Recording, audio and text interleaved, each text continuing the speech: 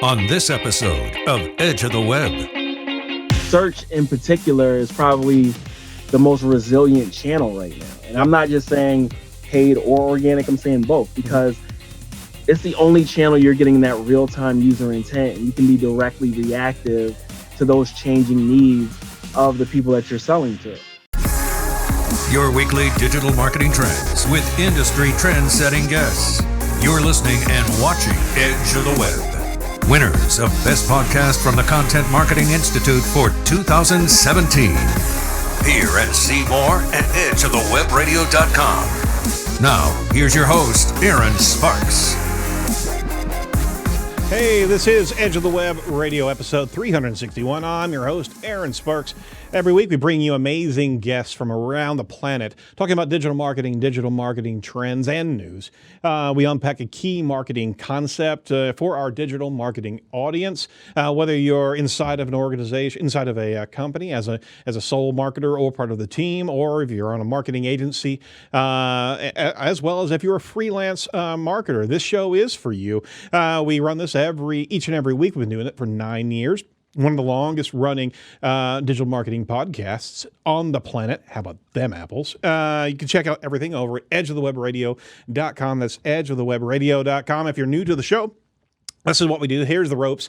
Each and every week we'll actually premiere or go live on YouTube our interview, our video interview, because we're actually broadcasting from the Edge Media Studios. And after that, we'll actually take the audio, polish it up just a little bit, and get it out into all the different iTunes, as well as all of the different podcast aggregators. So if you're on Player FM, Spotify, Podbean, iHeartRadio, TuneIn, Stitcher, we've got a number of them. You can go over to edgeofthewebradio.com, be able to check out all the platforms that we push our content onto. If it's not where you want to listen to, let us know, because we'd be happy to send it your way. It's just another RSS feed going into the ether.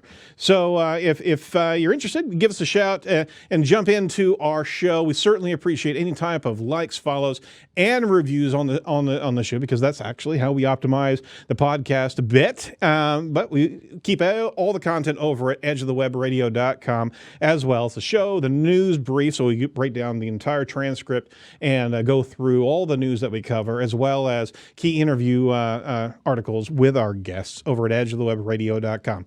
It's actually the title sponsor of the show is Site Strategics, the parent company here, located in Indianapolis, Indiana. We're the pioneers in the digital marketing, agile digital marketing space. So our core focus is technical SEO, social media marketing, social media management, conversion rate optimization, email marketing, all things in the digital omni-channel lane. That's what we press upon and push upon, with analytics steering the entire way. So if you're interested in what agile means, it's basically results-based marketing, guys. It's not that too difficult of a concept, but a lot of times those agencies out there don't look at the dials, which, I mean, literally, we just want to bitch slap them. We really do, because that's not the way you do digital marketing. So contact us. We'd be happy to talk to you. 877-SEO for web, or 877-736-4932, and happy to give you an hour free consultation, look at what you got going on your side of the fence, and maybe unpack a couple key tips that could really mean some great digital ROI right then and there. All right, so there's the gratuitous plug. In the booth, we've got the clean and dapper. I can't even go Wookiee now because you're so close. I was about to get you a bandolier. Jacob Mann, studio creative director. I went to a barber last week for the first time in, I think, 115 days. Wow. Because I didn't go the day before the lockdown started, and I certainly didn't go that entire time. Yep. So my best calculation there is, over 100 days. I told the guy, he's like, what are we going to do? I said, I've never had a beard more than 3 weeks old. So this is, it was getting out there. It was impressive. I was like, I just want trimmed up. I want to look nice. Mm-hmm. And then he turned me away from the mirror and shaved it all off. There's almost nothing left. Oh. I was a little bit disappointed. Oh, I'm so sorry. On the next round of lockdown, I plan on growing it out again, because you were beginning to look like a chia pet. A little bit there. I do like the cut, though. I mean, I don't know why I would like it so much. Just so happens to go in my grain a bit there. So I don't know. Did you call my barber ahead of time? Actually, say you've got to make him look like this. All right. Some housekeeping notes for the show. We want to let you know who's actually upcoming on the show here over the next month. We are proud to be able to interview Gary Isles of Google. We just talked to Martin Splitt, and we're going to be talking to Gary from Google. And guess what? We're going to be talking to John Mueller in August. So that's going to be cool. We've got the trifecta happening on the Edge. We're going to be talking to Jessica Bowman on the 20th. By the way, Gary's going to be on the 13th of July. On the 27th, we're going to be talking to a return guest, Tim Schmoyer, as well as a third-time guest back to the show. I think it's 3, maybe 4. Max Yoder here from Lessonly here in town. If you're interested in being part of the show, just drop us a note over at info@edgeofthewebradio.com. That's edgeofthewebradio.com. We'll see if we have a nice fit with you. And if you know of somebody that you want us to talk to, use that same email and let us know. We'll go hunt them down. We are the digital stalkers that we are. Set your reminders for YouTube so you can get notified whenever we go live or premiere a video. For that, that's the show notes, all the housekeeping for Edge. We certainly appreciate you. You're our listeners. We're on our 9th year, and we're eyeballing 10 years in February. So please let us know how we're doing on all the platforms that you can review us. We certainly want to get that feedback. We certainly also would love for you to join the newsletter. If you want to join, go to edgeofthewebradio.com. We send out a newsletter each and every week covering everything that we're doing in the show. And you can also text to the number 22828, the word Edge Talk, and sign up right there. All right. So with all that underway, let's pivot around and talk to this week's featured guest.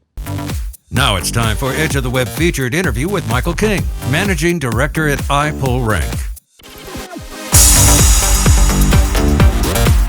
All right, so Mike is a return guest. We had a great time with him about 4 years ago, 2016. I was actually just playing back that video. We had a blast. And you, Michael, you had actually just had your first child, sir. Yeah, I got 2 now. I know. It's been a minute, hasn't it? Yeah. So my first daughter, her name is Zora. She'll be 4 next month. And then my second daughter, her name is Glory. She'll be 1 in September. So yeah, it's been a good minute. I definitely want to be on the 10-year anniversary show, though. Let's make that happen. All right, let's do it. Let's do it. We're going to have to do it. But please do not space your ventures back to the Edge every 4 years having a child. I mean, I've got kids that are actually are 4 years apart, and I wouldn't recommend it because you know what? You're in poopy diapers for about 14 years, all things considered. Ooh. Yeah. Not a good gig. All right. So, yeah, we're going to have to invite you over to the 10th anniversary. We got to do something special for that one. You do. It's got to be big. 10 freaking years doing this stuff. Mm-hmm. And he's been on the show twice. What's up with that? All right.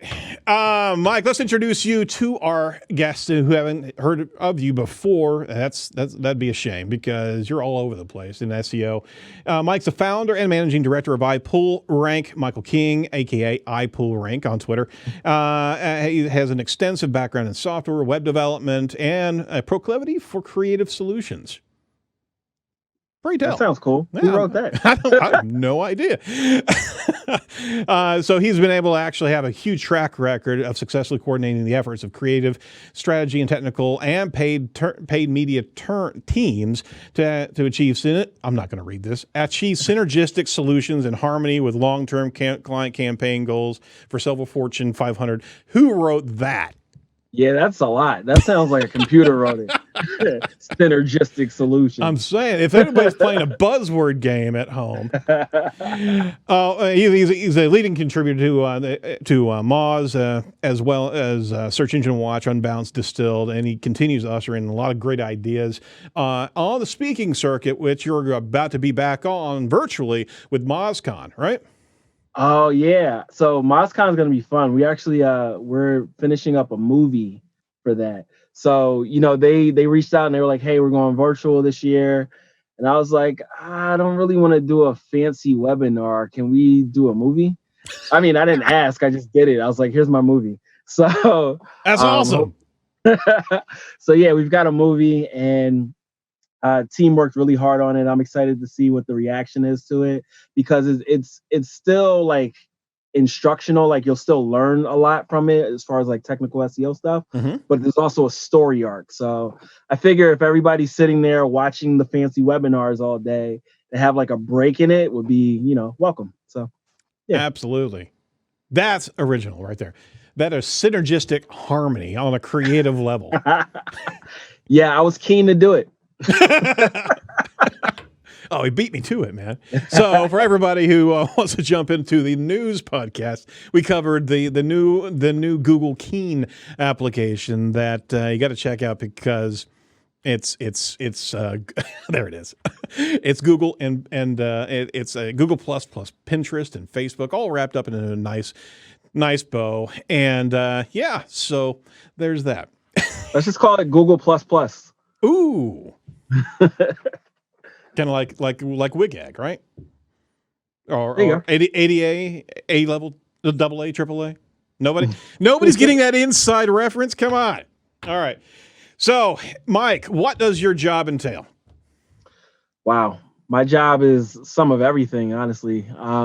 It's less on the client work side these days. It's more operations, marketing, and supporting sales. But here and there, I'll jump back in for some client work. So if it's something that's like no one else on the team can solve, then I'll jump in for those types of projects. Other than that, I've been working on, a software platform in the background. So it's more like big picture stuff than like doing SEO site audits for people at this point.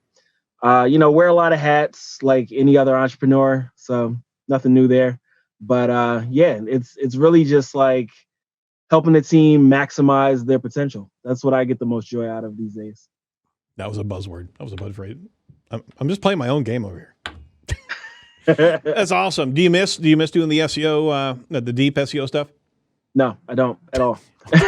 and honestly, like there was for a long time, for at least 10 years of me being like, I don't want to be a speaker who doesn't actually do work. That's short-sighted thinking. At a certain point, there's way more value in me training people and helping them be better than I was at this than there is for me to continue to do people's site audits. I'd be remiss if I didn't mention the background that you have on your video right now.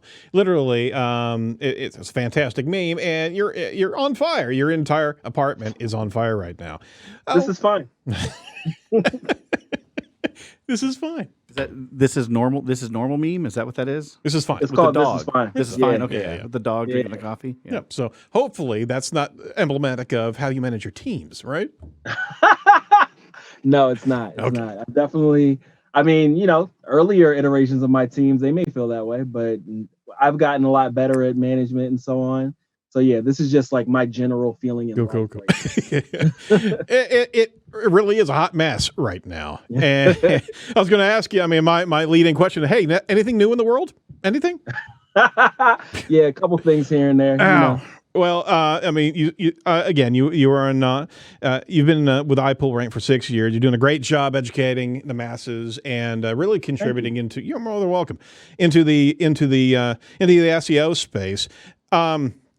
But what's happening right now has to be brought attention to. There's COVID, right? Sure. And how's your organization handling it? Yeah, so we actually started working from home probably like 2 to 3 weeks before the rest of New York City did. Got it. So we were ahead of it. Only one person on the team has gotten it at this point, and it's kind of funny because he was the one in January, like, yo, this thing is coming. But he's also kind of a bit of a conspiracy theorist. So I was like, all right, Alex, relax, it's fine. But I just kept paying attention, and then we moved out of the office before everyone else.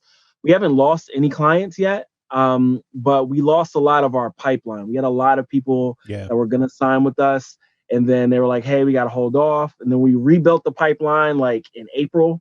And then a lot of those people were like, hey, we got to hold off. But now things are starting to come back to life. We're getting more yeses and a lot more new clients signing on. Okay. So I'm hopeful that we're going to, make it through. But it's certainly been something that has challenged me as a leader.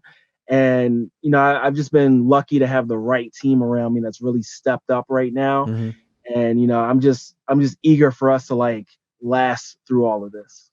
Amen. And it's a blessing to be able to have the clients hold on and get through that with you. We've had a couple that had to shift gears down, but thankfully we've been blessed with having almost all of our clients stay with us the entire time, and they do understand the value of the investment in SEO, and that was one of the toughest things to persuade in this because it is such a long-term play, and we'll talk about some of the shifting marketing expenditures. But man, if you have a content strategy for the next 6 months and you're looking at that, then you're looking at people getting laid off inside of your organization. Man, it's real tough to hang on to that marketing firm and that marketing plan when so many things are happening.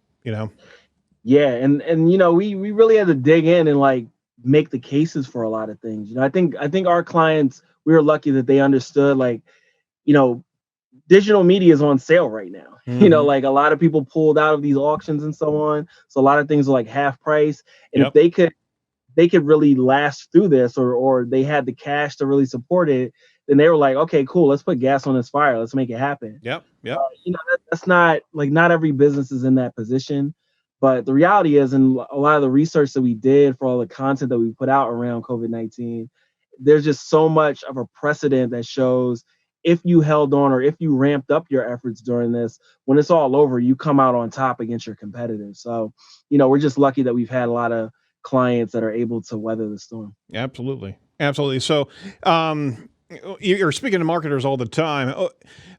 What do you think has been the major changes in search during this time? Do you think that maybe May was also a COVID related algorithm update, or the timing was just coincidental?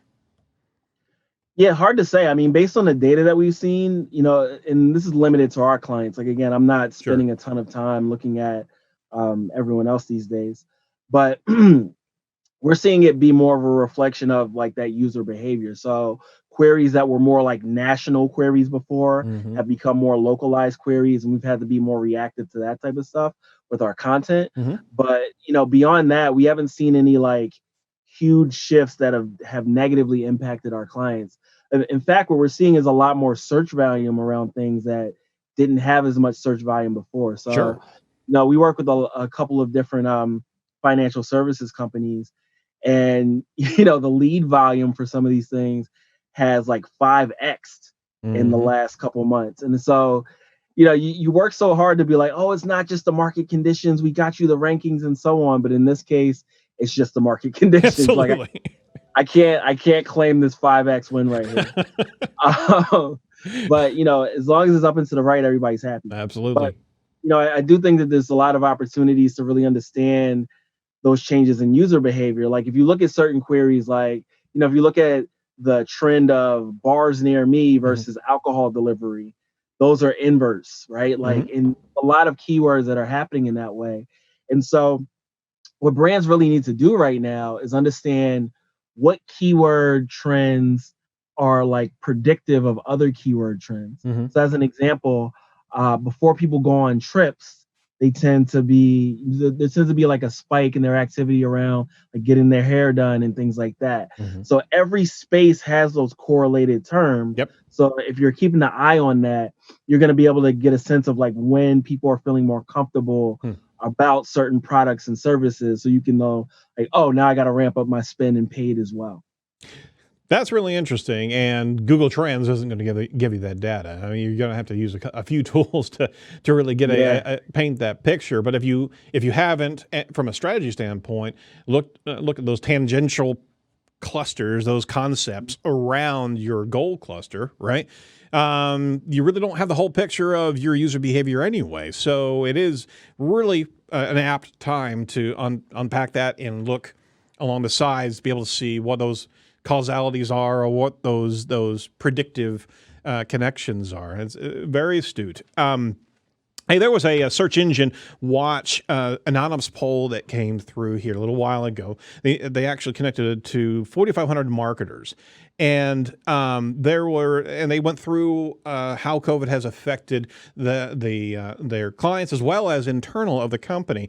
60% of the companies said no employees were dismissed from their positions. What's more is that they had no plans in their roadmap. Meanwhile, 24% of the survey participants confirmed that they or their colleagues were laid off during the COVID-19. So there's a lot of different points of view or perspectives, and I think a good portion of that 60% of companies, that's their position until otherwise stated.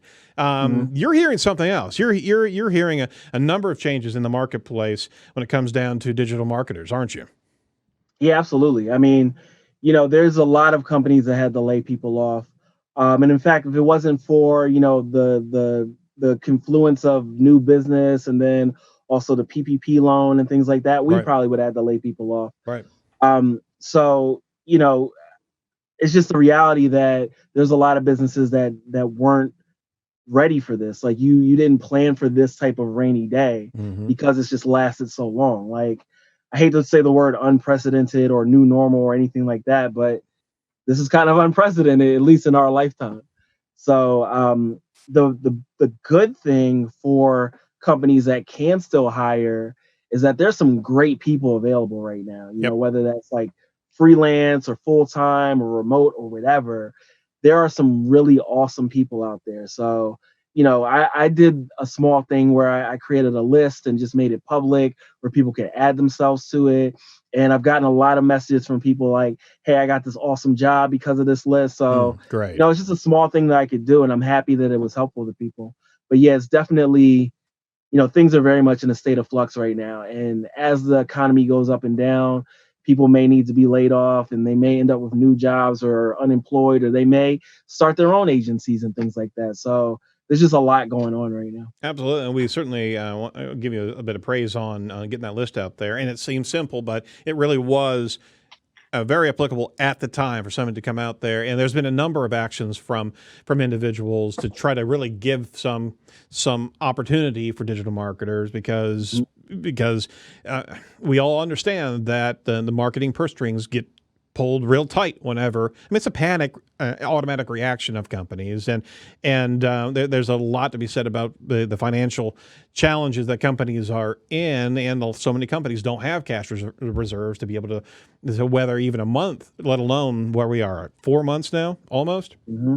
Yep. And I mean, there's a lot of things that happen, especially with marketing firms, customer churn, drop in sales. This has really had an effect on the marketplace of digital marketers. But here's the interesting thing: was this industry, more than any other industry, was primed to be able to respond well to the remote work environment, right? Absolutely. And not even just that, search in particular is probably the most resilient channel right now. And I'm not just saying paid or organic, I'm saying both, because it's the only channel you're getting that real-time user intent, and you can be directly reactive to those changing needs of the people that you're selling to. So, a lot of the studies and a lot of the data that we reviewed when we put together our Marketing in the Age of COVID-19 ebook and webinar said that brands were expecting to like drop in display, drop in paid social, drop in paid in general, right, but to ramp up in search because they understand it as one, a channel that's you can be super reactive in, and then also they understand it as like the more lower funnel channel as well. So to your point of us being able to move into remote, absolutely. Like when you really think about it, why do we ever really need offices? There's no reason you can't do everything that we do from home, from an island or on a plane or whatever. So yeah, this is perfectly conducive to remote work. It is. Unfortunately for the business owners, if they have a nice fat lease that they still have to pay for, we want to have people coming back to the office as much as possible. Yeah, absolutely. I mean, I'm paying a $20,000 a month lease right now for a space that we don't even use. Yep. So luckily for us, it was a sublet that runs out in February. So, we may become a remote first company. Yeah. I don't know. There's a lot of businesses that are saying that very thing. A lot of brick and mortar and I guess more conventional businesses that have never experienced remote work before, and they're seeing, wow, all the fears and trepidations that they had of lost time and all the other stereotypes that they imagined, right, of going to a remote environment. They're actually getting productive and they're getting business done. So it's really going to be changing the landscape. If this holds on further, God forbid, this could very well change the landscape of business, or at least the knowledge industry business across the world. Yeah.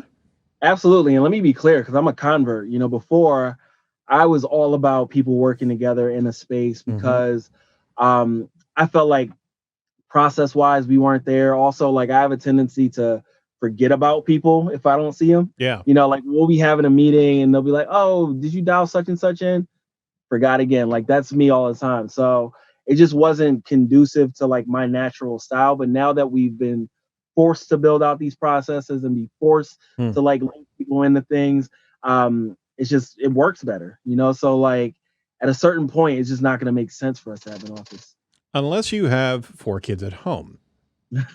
Yeah, I mean, I have 2 kids at home, and it is certainly difficult. Like, I'm literally sitting in a walk-in closet right now.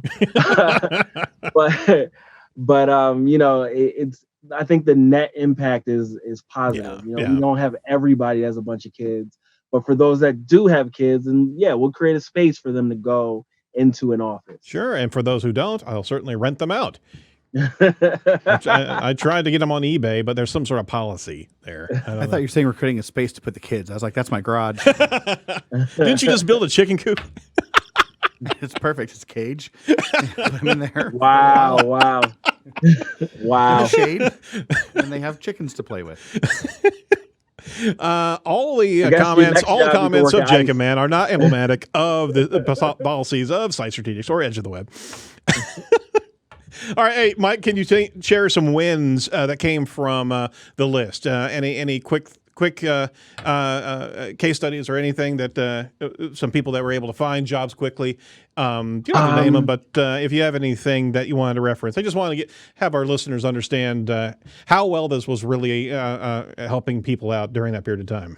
Yeah, absolutely. So as far as people that contacted me directly, I would say there was about 15 people that said like, hey, bunch of people reached out to me. I found a new job through this. It was like some designers, a couple developers. I don't know if any like specific SEO people were able to get jobs through it, but nevertheless, I heard directly back from a few designers and developers that were like, I found a fantastic opportunity. Thank you so much. And that was pretty much it. Cool. Like, I didn't really dig any deeper. All right. How many are on that list now? It's like 800 people. Wow. At least. And it's still active, right? Yeah, absolutely. Yeah. Well, we certainly want to put it in the show notes when we roll this podcast out. If there are any marketers that have been furloughed, laid off, or dismissed in one way, shape, or form, we want to get you on that list. And it's there's no fees, there's nothing like that whatsoever. Mike just put together a list to be able to connect people to organizations. And interesting enough is that our firm is actually hiring right now, and been looking over your list. But the coolest thing is that I'm seeing a lot of people that want to do remote work more and more, and in the Indeeds and in the Zip recruiters. So it's actually forcing organizations to adopt that hybrid model to really get the best talent. Yeah. And I mean, the thing is, it can ultimately work better for organizations. Like, if you have difficulty finding great people in your area, well, you're no longer limited to that. And if you're hiring somebody, and it all depends on how your organization structures salaries and such, but you may get someone for less in a different city or state than you could where you're at. Like, New York, expensive, obviously. Yep. But if I hire somebody from Indiana, we're going to save a lot of money. So yes, you will. Don't hire one of mine. No, stop, Jacob. All right. So you rolled out this ebook, Marketing in the Age of COVID-19, and there was a lot of, there's been you know, when things happen, and especially whenever algorithm changes happen in the digital marketing space, everybody's running to push content out there. This is wholly different. And there's a lot of blog posts out regarding COVID-19 marketing and shifts and changes. Everyone's got their top 5 things to do.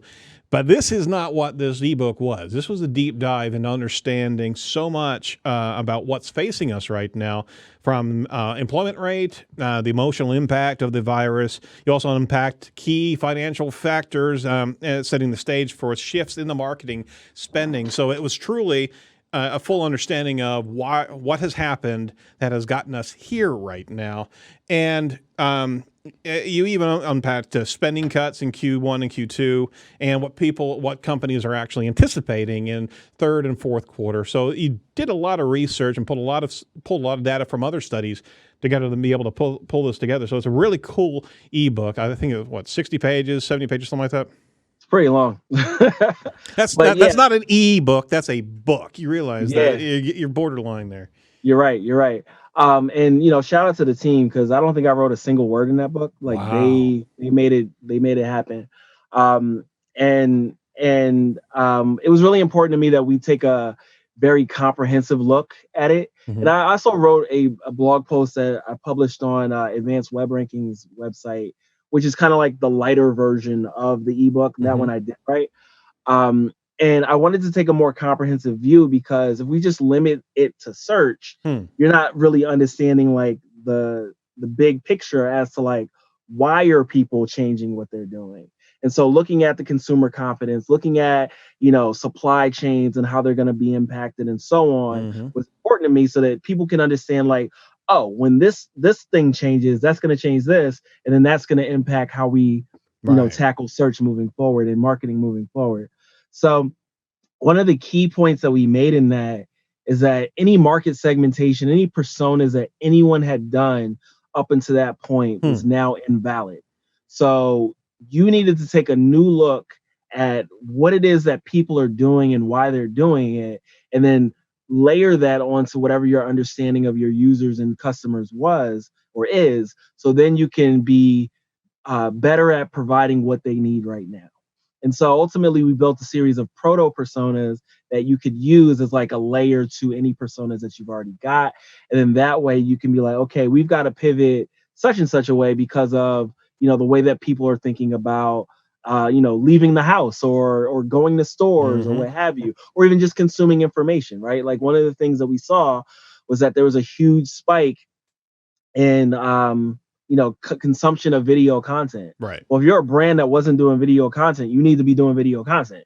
So, just giving those key insights so that everybody can, know what to move on with respect to this was the most important thing for us to do. And you actually dialed in some nuanced points along consumption. Streaming services are up 80% collectively. Live broadcast, right, up 57%. But you broke down a lot of the different media channels and correlated them to the personas as well. So you went through the proto personas: essential worker, the 47% of the population, income less than 100,000, non-essential work, age 18 to 60 plus, under 100,000 K in revenue, as well as the essential worker, age 18 to 60 plus, income above 100,000. So those are those additional capstones to each and every one of the existing personas that you may have, because you've got to be able to filter through that particular aperture. Now, everything's changed, right? Yeah, absolutely.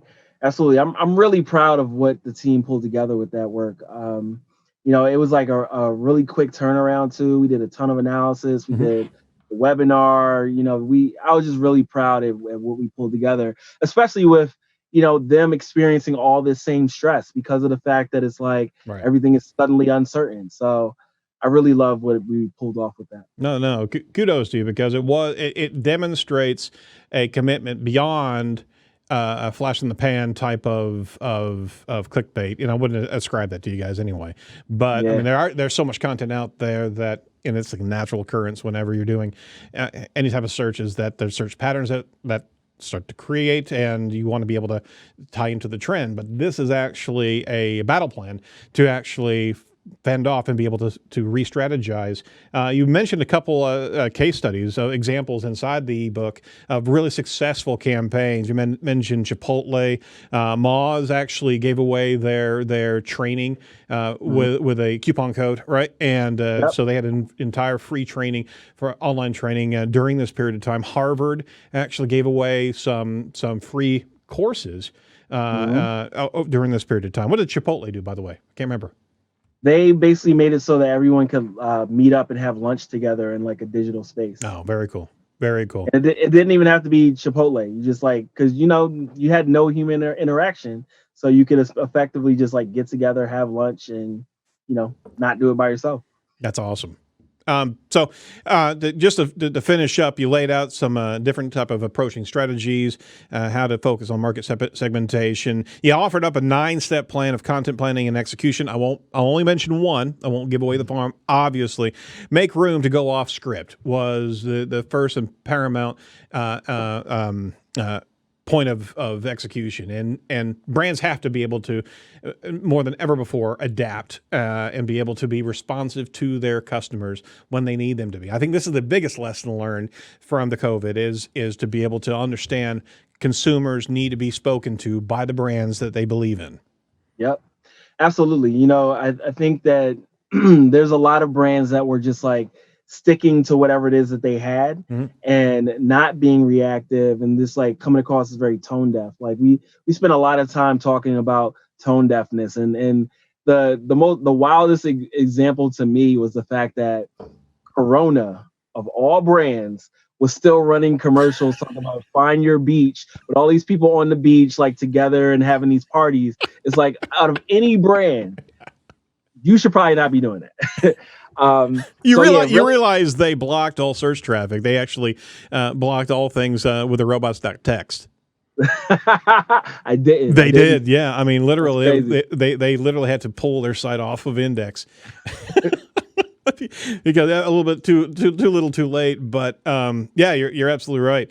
You guys have some great ideas regarding different industries: travel, hospitality, personal finance, fashion, and retail. Good stuff, great stuff, and we really give you guys over at iPullRank kudos, because it looks like a labor of love. It really does. Thank you. Yeah, like I said, super proud of it, and the team really did a great job with it. It was actually kind of hard to like move on to the next things, like the modern SEO or enterprise SEO guide, because it's like that was such an effort, and then everything else just seems so much easier. Like we've got a couple other ones that we have in the works, one on personas, one on JavaScript SEO and everything. And they all just seem so much easier than, this big, like this was a sociological undertaking. This was what this was. It was like a management consulting report, Yeah. So we highly recommend digging into it. It's a free download, and we'll throw the link in the show notes as well.